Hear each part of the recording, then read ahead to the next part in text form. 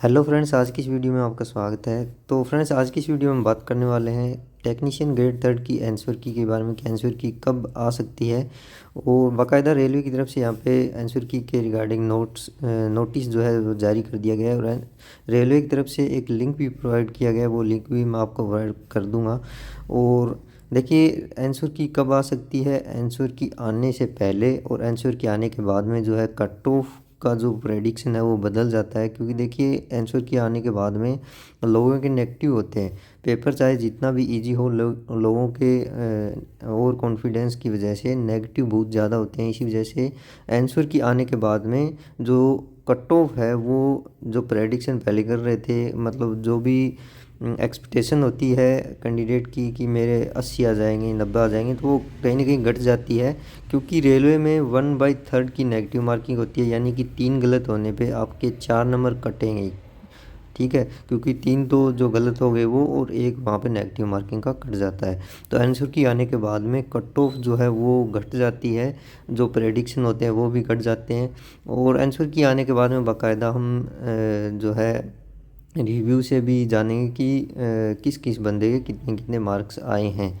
तो अभी अगर आपने कितने अटैम्प्ट किए हैं वो आप कमेंट बॉक्स में आप लिखिएगा। और आपकी जो है ट्रेड कौन सी है, आईटीआई में हो या फिर पीसीएम से हो, तो वो आप, और किस जोन से हो आप, वो भी आप कमेंट करके ज़रूर बताना।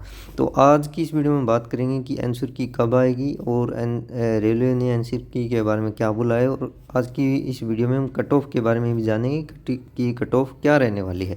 ठीक है, तो चलिए वीडियो को शुरू करते हैं। तो रेलवे की तरफ से एक नोटिस जारी किया गया है। रेलवे की तरफ से एक नोटिस जारी किया गया है, उसमें बोला गया है कि आंसर की कब आएगी। ठीक है, तो यहाँ पे रेलवे ने एक नोटिस जारी किया है कि viewing of question paper, response and keys and raising of objection in any two question and options की। तो देखिए, ये जो नोटिस है वो है टेक्नीशियन ग्रेड 3 के बारे में। यहाँ पे आप देख सकते हैं कि CN02/2024 टेक्नीशियन ग्रेड थर्ड के बारे में ये नोटिस है।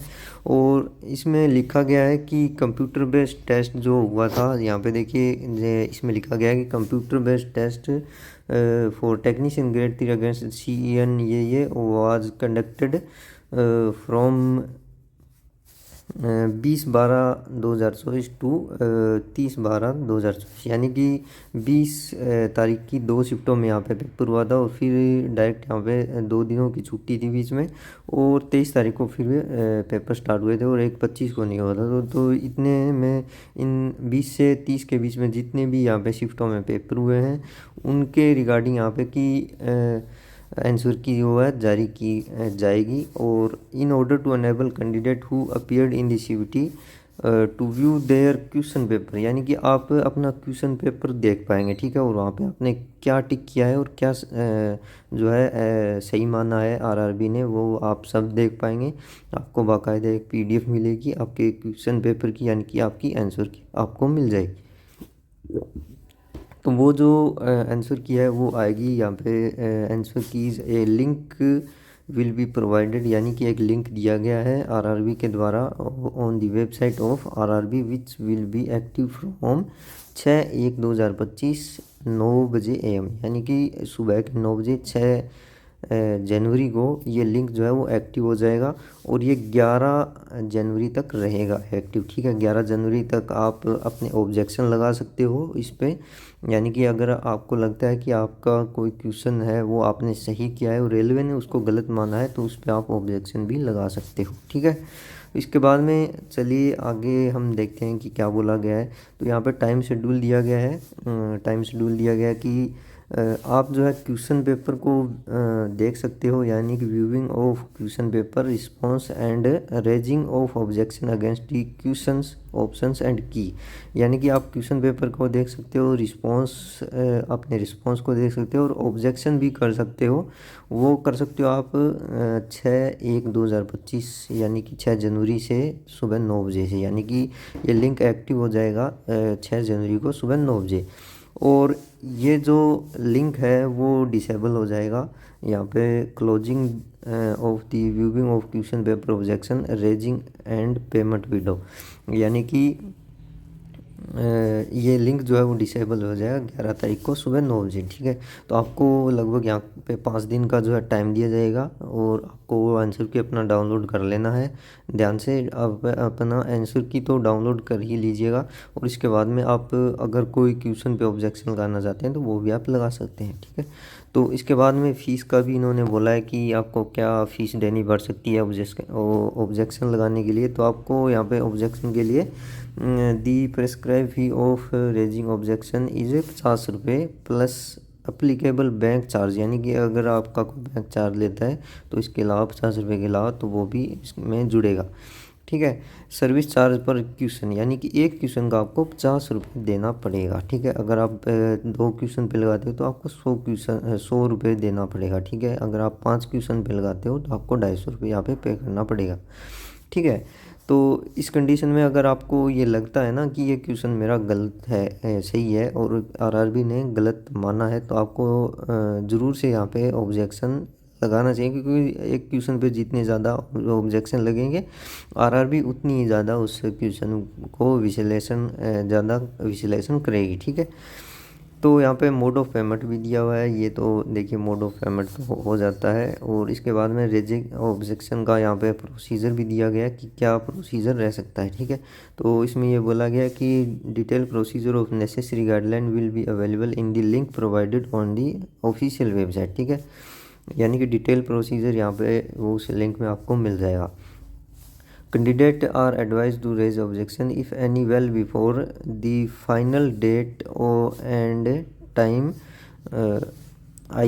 एग्जाम्पल 11/1/2025 है, यानी कि इससे पहले आपको ये ऑब्जेक्शन कर लेना है, नहीं तो ये लिंक आपको डिसेबल हो जाएगा और आपको बाद में इसका मौका नहीं मिलेगा, ठीक है। The decision of RRB on the objection raise shall be final and binding and no further correspond shall be entertained from the candidate in the matter, यानी कि आरआरबी के द्वारा लिया गया डिसीजन ही फाइनल होगा। अगर आप किसी क्वेश्चन पे ऑब्जेक्शन करते हैं और आरआरबी उसको आपके ऑब्जेक्शन को रिजेक्ट कर देती है तो ये आरआरबी का ही फाइनल डिसीजन होगा, आप उसमें कुछ नहीं कर सकते, ठीक है। तो ये तो हो गया इस जो नोटिस है उसमें क्या लिखा गया है। इसके बाद में देखिए एक लिंक भी दिया गया है, वो लिंक आपको मैं कमेंट सेक्शन में पिन कमेंट में आपको वो लिंक मिल जाएगा, आप उस पर विज़िट कर सकते हो 6 जनवरी 9 बजे के बाद में, ठीक है। सुबह के 9 बजे के बाद में उस लिंक पे आप विज़िट कर सकते हो। अभी देखिए जो लिंक दिया हुआ है उस लिंक में यहाँ पे लिखा हुआ रहा है कि login form will be accessible for eligible candidate from 6 जनवरी 2025, यानी कि ये जो फॉरम है इस पे आप लॉगिन कर सकते हो 6 जनवरी को 9 बजे के बाद में, ठीक है। तो यहाँ पे ये लिंक मैं आपको प्रोवाइड कर दूँगा और लिंक जो है आप ये अपना सेव कर लीजिएगा और जैसे ही 6 जनवरी होती है 6 जनवरी के 9 बजे के बाद में ये लिंक पे आप लॉगिन करके अपना आंसर की जो है वो देख सकते हैं। तो अभी चलते हैं कि आंसर की आने के बाद में आपका कट ऑफ क्या रह सकता है, ठीक है। आंसर की तो आ जाएगी और आंसर की के बाद में आपको पता चल जाएगा कि कट ऑफ क्या रह सकता है। तो अभी देखिए कुछ एक रिव्यू आप देखते हैं, रिव्यू के चक्कर में मुझे ये लग रहा है कि रिव्यू के चक्कर में कुछ एक बंदे जो है यहाँ पे मार खा सकते हैं, क्योंकि देखिए रिव्यू में जितने भी रिव्यू के वीडियो देखे हैं उसमें मतलब जो भी यूट्यूब पे रिव्यू चलते हैं, जैसे कोई एक शिफ्ट कंप्लीट होती है रिव्यू आते हैं ना, उस रिव्यू की मैं बात कर रहा हूँ। तो जैसे कि रिव्यू चलते हैं तो उसमें मैंने यही देखा है कि लोग अटैम्प्ट कर रहे हैं 80+ 90+ लगभग बंदे, कोई सा मतलब 10 में से एक बंदा या 2 बंदे ऐसे हैं जो 80 से नीचे अटैम्प्ट कर रहे हैं, यानी कि 80-90 अटैम्प्ट लोग कर रहे हैं। तो पहली बात तो ये है कि ये जो पेपर हुआ है टेक्नीशियन ग्रेड 3 का, तो वो हुआ है पीसीएम और आईटी दोनों का मिला के यहाँ के कंबाइंड ये पेपर हुआ है, यानी कि सेम पेपर था दोनों जो है ट्रेड का, यानी कि पीसीएम स्ट्रीम का भी सेम पेपर था और आईटी का भी सेम पेपर था। लेकिन पीसीएम की जो पोस्टें हैं वो अलग है, यानी कि पीसीएम के जो कैंडिडेट हैं वो यहाँ पर टेक्नीशियन सिग्नल एसएनटी की पोस्ट पे यहाँ पे एलिजिबल होते हैं। और आईटी की जो ट्रेड है जैसे कि इलेक्ट्रीशियन हो गया, फिटर हो गया, डीजल हो गया, ये सब जो कैंडिडेट हैं वो अपनी अपनी पोस्टों, अपनी अपनी कैटेगरी के हिसाब से एलिजिबल होते हैं। तो यहाँ पर जैसे कि जो पीसीएम वाले बंदे हैं ना, जो पीसीएम वाले कैंडिडेट होते हैं, वो पीसीएम वाले कैंडिडेट की मैथ और रीजनिंग जो होती है वो अंगुलियों पे रहती है, और मैथ और रीजनिंग वो अच्छे से हैंडल कर सकते हैं।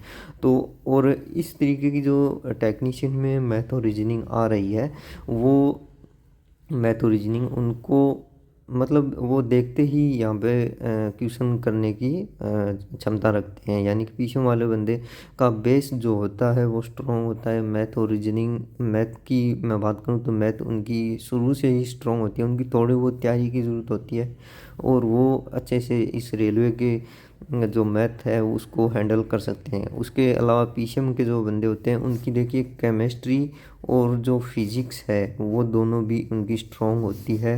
बायोलॉजी उनके पास में नहीं होती, क्योंकि पीसीएम वाला जो बंदा होता है उसके पास में मैथ होती है, ठीक है। बायोलॉजी उनकी स्ट्रॉन्ग नहीं होती, बायोलॉजी उनको पढ़ने की ज़रूरत होती है। और यहीं पे देखिए टेक्नीशियन ग्रेड थर्ड में भी आपने देखा होगा कि बायोलॉजी यहाँ पे ज़्यादा पूछी जा रही है, या फिर बायोलॉजी यहाँ पे थोड़ी हाई लेवल की पूछी जा रही है। जैसे कि इंग्लिश वाले नेम हो गए, या फिर ये उत्तक वगैरह के क्वेश्चन ज़्यादा पूछे गए थे। इस तरीके से बायोलॉजी से कुछ ज़्यादा ही क्वेश्चन इस तरीके के पूछे गए थे इंग्लिश नेम वाले। तो यहाँ पे पीसीएम वाले बायोलॉजी में थोड़ा बहुत यहाँ पे कठिन हो सकता है पीसीएम वालों के लिए। बाकी देखिए मैथ में और रीजनिंग में और फिर फिजिक्स और केमिस्ट्री, और ये जो चार जो सब्जेक्ट है, इन चारों सब्जेक्ट में पीसीएम वाले बंदे अच्छा खासा यहाँ पे स्कोर कर लेते हैं। इसके अलावा पीसीएम वाले बंदे जो है उनको जीके में भी दिक्कत आती है, करंट अफेयर्स में भी उनको दिक्कत आती है, और बायोलॉजी में दिक्कत आती है। तो कुल मिला के हमारे यहाँ पे 6 जो है सब्जेक्ट होते हैं, उनमें से 4 वो सब्जेक्ट पीछे वाले बंदे आसानी से कर लेते हैं। तो जो भी आपने रिव्यू देखे हैं, ठीक है, रिव्यू देखे 80+ 90+ वाले, उनमें से अधिकतर बच्चे ऐसे होते हैं जो पीसीएम वाले बंदे होते हैं, ठीक है, पीसीएम वाले कैंडिडेट। क्योंकि पीसीएम वाले कैंडिडेट की पोस्टें तो लगभग 1000 ही है, ठीक है, पोस्टें लगभग 1000 ही है पीसीएम वाले बंदों कैंडिडेट्स की। लेकिन उनके जो फॉर्म लगे हैं लगभग 5 लाख के आसपास, यहाँ पे पीसीएम ओनली पीसीएम के फॉर्म लगे हैं इसमें, ठीक है, लगभग 5 लाख के आसपास यहाँ पे पीसीएम के फॉर्म लगे हैं। तो अधिकतर जो कैंडिडेट हैं, जो रिव्यू लेने वाले कैंडिडेट, उनमें से 80 या 90+ करने वाले पीसीएम के ही कैंडिडेट हैं।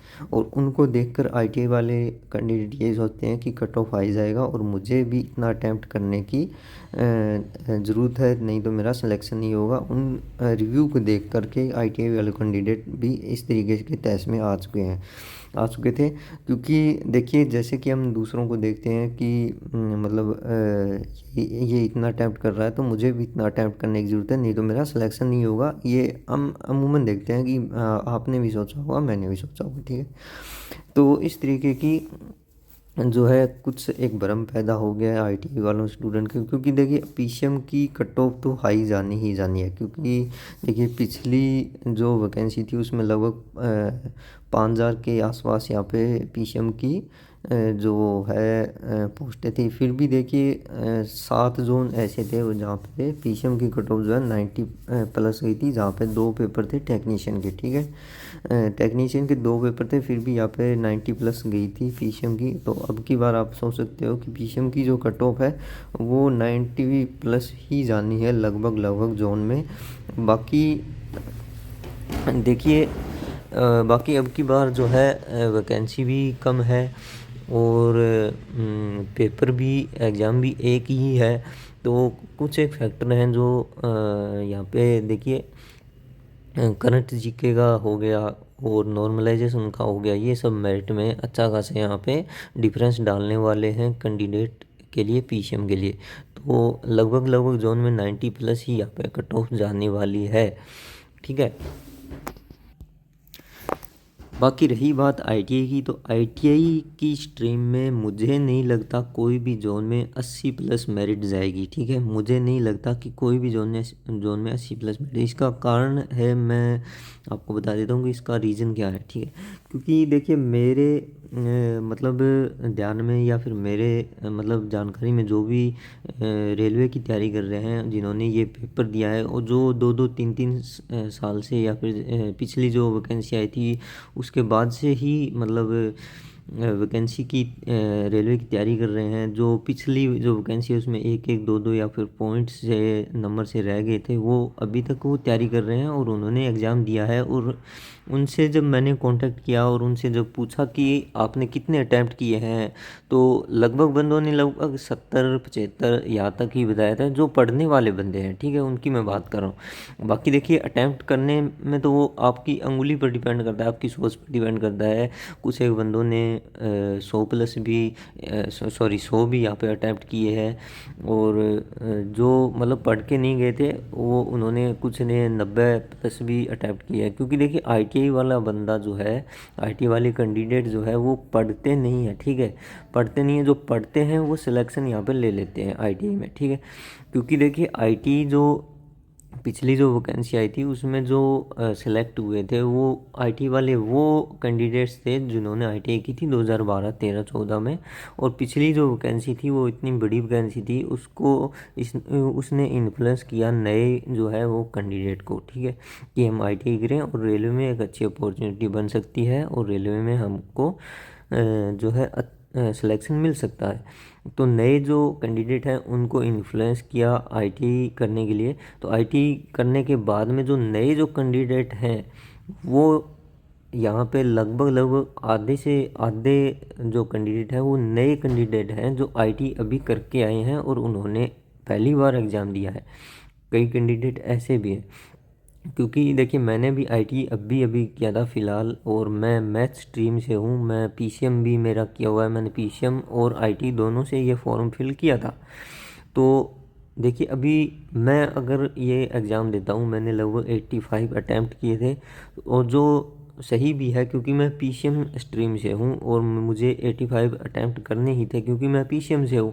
क्योंकि मैथ और रीजनिंग में मेरे को इस एग्ज़ाम में कोई भी इशू नहीं आया था।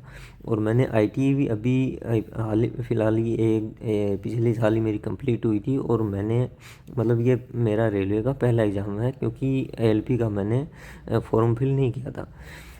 तो आईटीआई के जो बंदे हैं, आईटीआई के जो बंदे वो लगभग यही अटैम्प्ट कर रहे हैं, 70 या 75, या फिर कोई कोई सा बंदा है जो 80 प्लस अटैम्प्ट कर रहा है। और देखिए कट ऑफ अभी देखिए चलते हैं कट ऑफ के बारे में, कट ऑफ क्या रहने वाली है। ठीक है, देखिए कट ऑफ डिपेंड करती है जोन पे, सीधी सी बात है। जोन पे जोन की जो डिफरेंस है वो लगभग कई जोन में तो 10-10 नंबर का डिफरेंस आ जाता है। जो रेड जोन है और जो लो जोन है उनकी मैं बात नहीं करूँगा, क्योंकि वो सब तो अपने पास में पूरा डेटा नहीं है कि किस जोन में कितने फॉर्म लगे हुए हैं और किस जोन में जो है कितना यहाँ पे कंपटीशन है, क्योंकि वो अभी रेलवे ने पूरा जोन वाइज यहाँ पे नहीं दिया है। केवल आरटीआई रिप्लाई आए हैं, आरटीआई रिप्लाई के हिसाब से हम पूरा इसमें नहीं रख सकते। तो अभी हम चलते हैं कि कट ऑफ क्या रहने वाली है। कट ऑफ देखिए, कट ऑफ मेरे हिसाब से जाएगी 70 से लेके 75 के लगभग यहाँ पे कट ऑफ जा सकती है आईटीआई ट्रेड की। यहाँ पे देखिए इसका एक कारण भी है, क्योंकि अभी आप ये बोलोगे कि 70 प्लस मेरिट नहीं जाएगी। ठीक है, क्योंकि वैकेंसी कम है और जो नए बंदे आए हैं वो नए जो कैंडिडेट अभी आईटी करके आए हैं वो कैंडिडेट, क्योंकि देखिए एक तो वो कैंडिडेट है जो 30-32 या 33 साल की एज से है, और एक वो कैंडिडेट है जो 20-22 या 23 की एज से है। उन दोनों कैंडिडेट के बीच में डिफरेंस होता है। उन दोनों कैंडिडेट का पेपर अटेम्प्ट करने का तरीका अलग होता है, उनका पढ़ने का तरीका अलग होता है, और उनका जो है माइंड भी अलग अलग होता है। जो कम एज के जो कैंडिडेट होते हैं वो आसानी से जो है टॉपिक्स को कैच कर लेते हैं, जल्दी सीखते हैं, और एग्ज़ाम को भी अच्छे से हैंडल कर लेते हैं। वहीं जो ज़्यादा एज का जो कैंडिडेट होता है उनको कुछ ना कुछ यहाँ पे देखिए हल्के में लेते हैं वो चीज़ों को, और कुछ ज़्यादा उनको दिमाग में घुसता नहीं है, ठीक है। तो यहाँ पे जो कैंडिडेट नए आए हैं वो यहाँ पे कंपटीशन को बढ़ा सकते हैं इसी वजह से, और यहाँ पे वैकेंसी भी पिछली बार की तुलना में कम है, और एग्ज़ाम भी एक है, ठीक है। ये बात अपने को ध्यान में रखनी है। तो लगभग मेरे हिसाब से जो ट्रेड्स की या फिर एवरेज आप देख सकते हो, इस 70 से 5 कम और 70 से 5 ज़्यादा यहाँ पे आप लगा सकते हो कि इतनी मेरिट यहाँ पे जा सकती है टेक्नीशियन ग्रेड 3 की। बाकी आप मुझे कमेंट सेक्शन में बताना कि आपको आपने कितने अटैम्प्ट किए हैं और आपने किस जोन से फॉर्म लगाया और किस ट्रेड से आप हैं, या पीसीएम से है या फिर आईटीआई से है, और किस जोन से आपने फॉर्म लगाया और आपने कितने अटैम्प्ट किए हैं। और आंसर की आने के बाद में भी आप मुझे बताना कि आपने कितने अटैम्प्ट किए हैं और आपने कितने जो है किस जोन से आपने फॉर्म लगाया है। और ये इस चैनल की पहली वीडियो है, और इस चैनल पे मैं आपको पूरी जो है तैयारी करवाने वाला हूँ मैथ, रीजनिंग और साइंस की। और अगर आपको रेलवे की पूरी जो है तैयारी करनी है मैथ, रीजनिंग और साइंस की, तो आप इस चैनल को सब्सक्राइब कर लीजिएगा ताकि आपको आने वाली वीडियोज़ और नोटिफिकेशन मिल सके। इसके लिए आपको बेल आइकन को भी प्रेस कर लेना है, ठीक है। ओके, मिलते हैं नेक्स्ट वीडियो में, तब तक के लिए बाय बाय।